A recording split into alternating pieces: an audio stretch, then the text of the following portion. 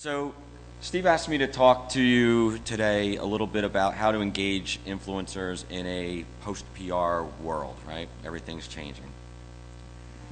Who are we kidding? That's not the right way to do that. I'm going to talk today about how not to be a PR fluffer. This is where we're going, because it's not enough just to be a PR person anymore. You have to be able to do all of it, right, if you're going to exert influence. I do promise for some of you in here pictures of real bare naked ladies at the end of this presentation. My wife made me sit through Magic Mike. You can wait for the end of the presentation. So it only seems like traditional marketing, PR, and advertising are dead, right? They still matter, but they don't matter in the silos that we have always known them to be part of. Right? You can't just do one or the other, because all of a sudden, in the social and technology have actually increased this. It's brought them all together. It's forced us to understand how all of them interact anymore and how they all work together. By the way, all the photos on here are photos that I've taken, so there's no Creative Commons. Use them at will, and that's why the Schlitz one is on there. We're going with the old school. This is a conversation that I had with Scoble on sort of defining what the new role of an influencer is, right? Or somebody who's going to work with influencers, because all of you are going to work with influencers in one way or another, or your companies are going to need to work with influencers, or people are going to work with you. So you want to know how we're actually going to try and work with you. So I'll give you the inside scoop on this. It's no longer enough to just be a great PR pro. We're getting to the point where you're not even going to recognize what a marketing person is, what a PR person is, or what an AR person is. You shouldn't have to recognize what they are. For the bad ones, we will recognize, because they will stand out. Everyone else will just be part of your business. Matt, who took the trip up here with me yesterday, he's sitting back there, had a great quote. You have to walk the talk, right? The runway for when a PR person does the handoff, the traditional handoff of pitching a story and then getting their expert on the phone with a reporter or another influencer. It used to be that's the way it would happen. Dial the phone, send an email. I'm the PR guy. I don't know squat. I'm just the guy that's going to get you hooked up with this. You go take it and be the expert. No longer. That runway's gotten longer. The good influencer managers, the good marketers, are now carrying the ball further. They're getting deeper into the business. They are owning that conversation further down the chain before the expert comes in. You do that tactically by leading your spokespeople to those opportunities. Right? So as I'm sitting there and I am monitoring conversations that are happening, whether they're on Twitter, whether on Facebook, whether they're in comments of stories, whether they're just in conversations, I'm looking for opportunities to engage. I'm looking for opportunities to get my spokespeople involved, right? The real experts. But it forces me to work with Spencer Ante on Twitter to get in there, and what do? Something as simple as I'm in the conversation, it's a conversation we're having, and I just casually drop in the two experts that know a crap load more than I do on the topic. The only way you can do it is to live the fire hose. You have to be a media junkie. You have to be on constantly. You've got to love the fire hose. That's wine, by the way. I couldn't find beer. It's local wine. But you've got to be constantly ingesting everything, and not just tech news, not just stuff on GitHub. You've got to pay attention to entertainment news. You've got to pay attention to political news. Everything that's happening, all those conversations, because you want to be able to tie them all into a story, right? Look for opportunities to tie pieces of those into different stories. The second thing, be human. We hear the word social media all the time. I do not believe that is what we think it is, right? we hear it, and it's always, yeah, it's always tools, right? It's always tools, or it's always marketing, or it's always, pushing stuff out there. There's not a whole lot of social involved in that. Don't take your business so seriously, or yourself. This was one of the funniest things I've seen. Samsung Canada, somebody sent them in a request for help. They also drew a picture of a dragon. Samsung Canada, I'm going to assume probably fairly corporate, fairly buttoned up. What do? They drew him a picture of a kangaroo in response. Now, we all think that's funny because it's a picture of a kangaroo and a dragon. Of course it's funny. But the reality is, if you look deeper at that, how many of us now would think differently of Samsung? Probably a bunch of us. I know that guy probably does. Why? Because they humanized themselves. They showed that they weren't just a bot back there or just a corporate drone. They were actually having fun, and you can have fun to an extent. So I'm a corporate guy, and I have to toe the line a little bit, but it doesn't mean that I have to just consistently spout out the corporate line, right? I don't have to just stay on script the whole time. You can have some fun with it because it does humanize you. Let yourself go a little bit and have some fun. I think my favorite's the pass gas one. If you take anything away today, this is the slide. This is the one. All we hear with social media is sell, sell, sell. All we hear with marketing is sell, sell, sell. All you hear with PR is pitch, pitch, pitch. Stop. It doesn't work that way, right? You don't have to do that, especially in the markets that we all work in. If I came up here and tried to market to you, if I came up here and tried to sell to you, I'm sure somebody would chuck an empty bottle at me. I am positive of it. That's not what you do. You have to be part of the community. Don't market to people. People don't want to be marketed to. They want to be talked to. They want to be interacted with. They want to have real conversations with humans. So be different. When one of your competitors is actively out marketing, see them as a human, not as a customer. Be different. Participate. So here's an example. Nike during the Olympics they were not an official Olympic sponsor. So all the rules in the Olympics say they can't do anything. They can't touch the Olympics. It's beyond strict. What do they do? The Egyptian athletes are sitting there walking around Olympic Village with all kinds of fake stuff, fake Nike gear on. Now, Nike could have said cease and desist. They could have caused all kinds of a ruckus. Instead, what do? I'm going to take advantage of that. And that's what they did. They did it because they did the right thing.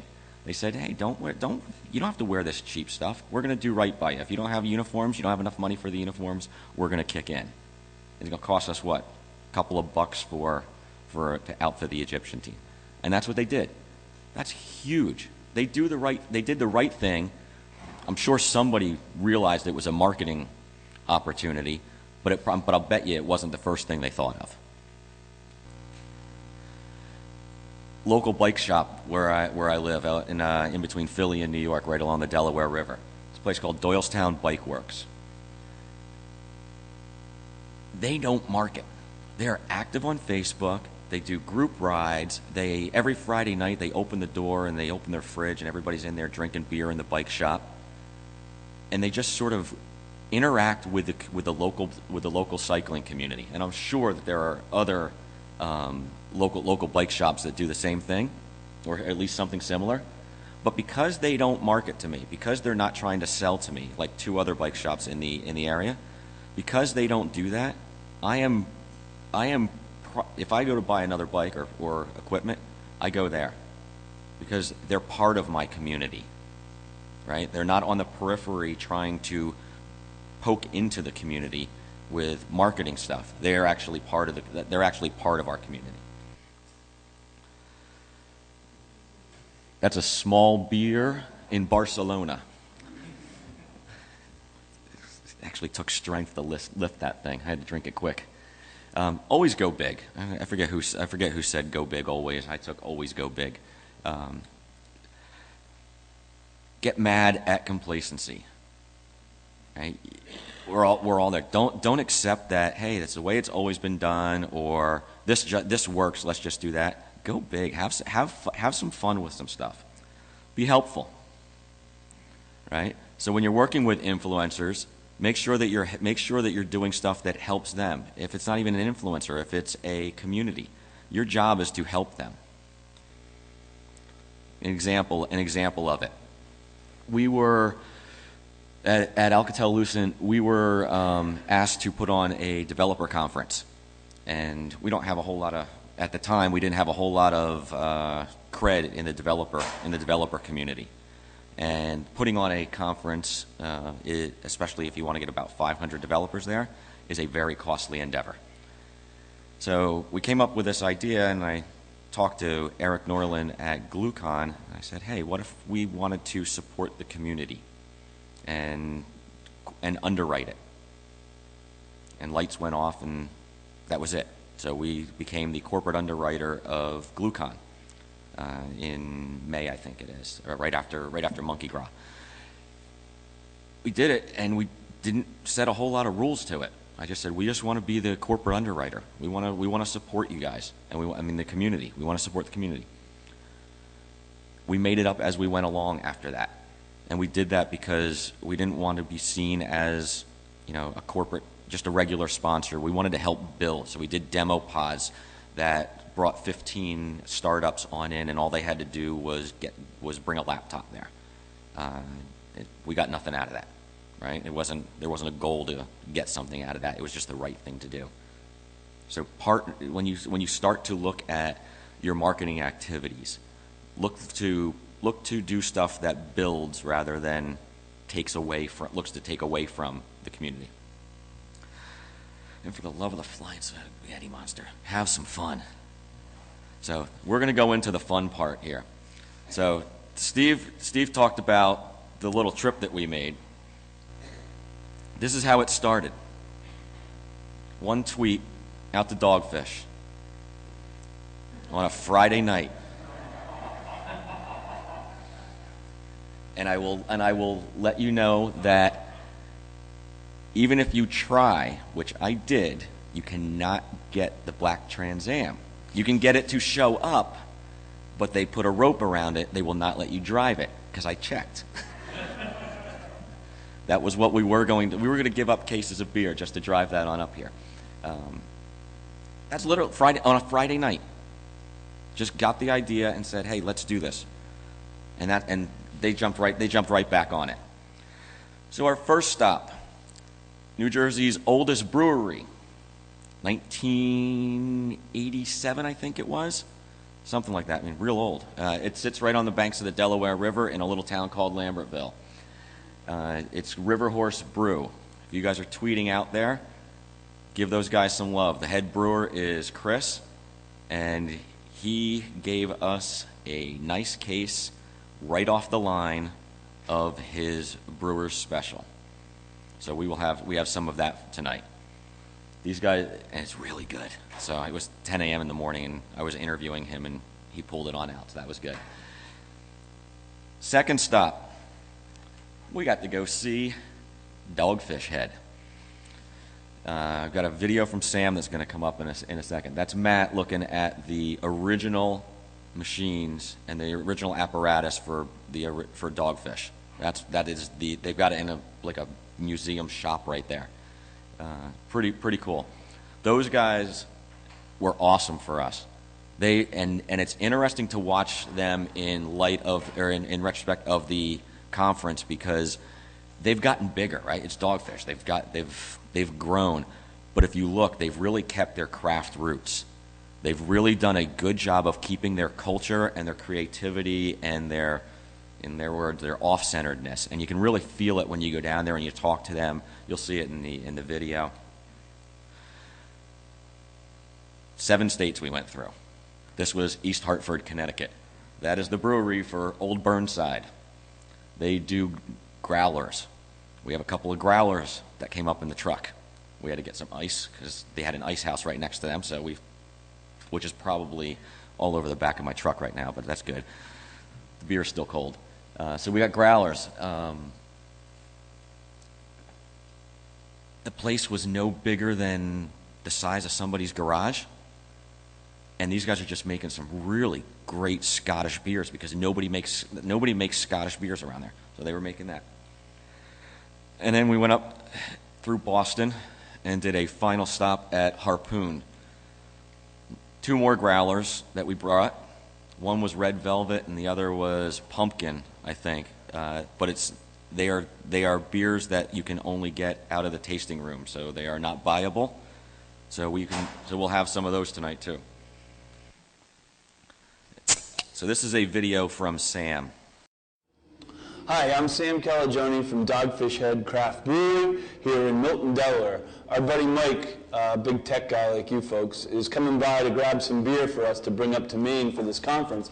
And he asked me to talk a little bit about the spirit of collaboration that is really at the heart of the craft brewing movement, thinking about potentially more and more of that approach could be applied to the world of tech. Like, could you imagine Steve Jobs calling up Michael Dell like 10 years ago and be like, dude, I'm out of W's for my keyboard. Can I borrow some W's? And him being like, yeah, I got plenty of W's. I'll give you that. Doesn't seem to happen too often in your industry, but it's really at the heart of our industry, and it's kind of at the heart of the small brewer's success story. And it really started when our industry started. 1980, when Fritz Maytag heard a knock on the door, and it was Ken Grossman just starting Sierra Nevada Brewery. And he opened that door right up, and Ken's like, dude, can I buy a few old pumps from you, and old bottling lines, some other things to get started? And Fritz said, heck yeah, even though you're a competitor, you're a little brewery like us, we want to see you grow. And so that collaboration spirit is something that we take to heart at Dogfish Head. We've collaborated with breweries from Copenhagen, New Zealand, Amsterdam, Italy, all around the world. But even within this country, the other little breweries that you'd think would be our competitors, we see them as brothers in arms. We've collaborated with breweries from California, Colorado, Michigan, New Hampshire, even a brewery right down the road from where you guys are having your meeting right now, our friends at Allagash. We did a collaborative beer with them, and if you're out in Portland and you find Allagash on draft, have yourself a pint of it. We sold when our kegging line got too small for us. We reached out to Allagash, a brewery we love, and said, hey, Rob Todd, can you use this thing? And he said, yep. So that's the kind of karma that's at the heart of what we do. We do it with other breweries. We do it here internally at our own company. That's all of my coworkers from Dogfish on the wall in our conference room. So when decisions are made, it's kind of like everybody looking at us saying, don't fuck up. Our livelihoods are at stake with the decisions that leadership makes. And they're out there collaborating with us to make this company move forward every day. So enjoy your time up in Maine, try the awesome local beers, and think about ways that your industry can work closely together to make this a better beer drinking world. Cheers.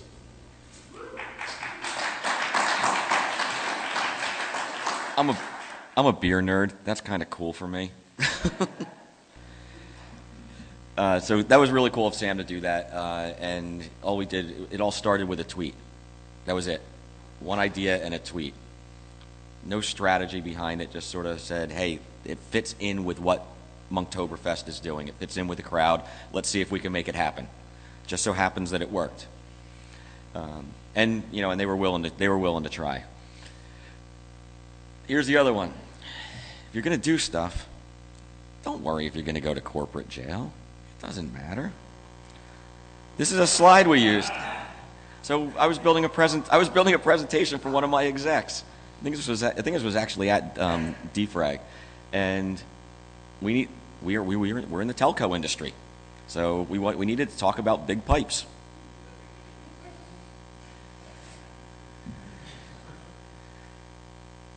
And we got a keg. And have passion, right, outside of tech. So a lot of times when you're in marketing, you're in PR, you're in your job is to focus on your job. Sometimes you have to color outside the lines. I have 2 daughters. I have an executive, a female executive. This stuff matters, right? And it colors outside of the lines of my role within within the corporation. But again, it humanizes me. It humanizes the company. It makes it, and it works for making sure that this stuff gets noticed. This was when Scoot effed up beyond belief. The company's name is up there, Scoot, just so everybody knows again. Just want to make sure everybody knows. Right next to the Saudis okaying the women for the Olympics. This is very important. Have the conversations everyone else is afraid to have. Justin's running the camera back there. He and I worked together on a program at South by that we called Flight Club. It was for one of the big airlines in the industry. Don't sit down. Oh wait, never mind. It was for one of the big airlines in the industry, and they were going to roll out an API program. They didn't know what they wanted to do, didn't know how to do it, didn't know whether it was viable. They came to us and said, "What can you do?" Well, we knew a bunch of different influencers, right? People in different companies, head of API programs at different companies. What can you guys do? So we pulled together a roundtable discussion at a Mexican restaurant at South by, and we just literally had everybody come in and sit down, and we had a discussion. Again, coloring outside of the lines of what a traditional PR or illustration or marketing person would do, because we really did ask tough questions. We didn't know what the outcome was going to be, right? There was a good chance we were going to have everybody around this table and they were going to say, "You're nuts, this thing's never going to work, why would you do that?" You just do it. And the customer loved it because they got frank feedback. On your messaging, my Twitter ID is _spinMD, the spin doctor. Don't spin. Spin's dead. You just don't. Just be honest. It's like, yeah, maybe this thing doesn't work as well, or maybe our internal processes aren't, need some work. Make people remember you. The backstory behind this: we rent a house at the Outer Banks of North Carolina every year, and we took this picture of me and replaced one of their pictures with it, and it was still hanging up this year.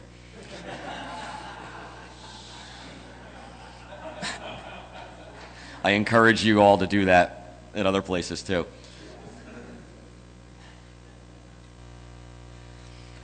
So Fake Grimlock did this. John wrote a story on it the other week in Read Write Web. You want people to remember you. The only way to do it is to be awesome. Don't be boring, right? Nobody cares about boring. Have a freaking story, right? Don't just go in there with messages. Get the backstory, right? We like going to movies. We like watching TV. We like reading books. What are they? They're stories. So always have a story. Who's the protagonist? Who's the antagonist? Get to that story. Get to that story. Be creative. Care about something beyond your product. So that is making sure that your company actually stands for something, right? That you have a boogeyman out there that you're trying to beat. That you're trying to do something that's bigger than what than what the industry is about. And again, on that, take a position. Nobody wants somebody that's straddling the line. Either you believe in something or you don't believe in it. So real quickly, because I want to go drink beer, 5 quick last things to remember. Oh wait, I did forget about this. Which do you think Stephen would rather drink? The facial hair beer?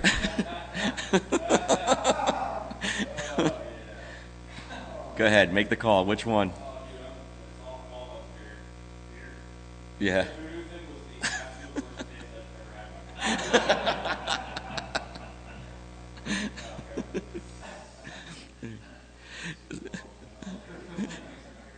So real quickly, be always on. This was at the World of Beer in Naperville, Chicago. James and I happened to be out there, and this guy comes up and he had Arduinos in his bag and just starts making stuff. Don't overdo it. Again, another South by shot. This may be my favorite picture of all. I live literally where the Revolutionary War came through, right on the other side of the right on the other side of where Washington crossed the Delaware River, middle of the frickin' sticks. I'm driving one day on the way to the airport, and on a back road with a Linux license plate in Pennsylvania. So I got fairly close to him and made sure I got the picture. Wasn't sure when I'd see that again.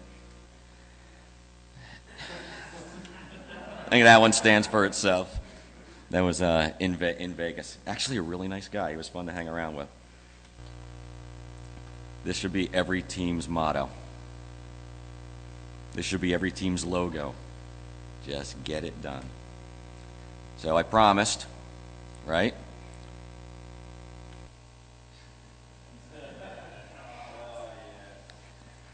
I predicted the groans a long time ago.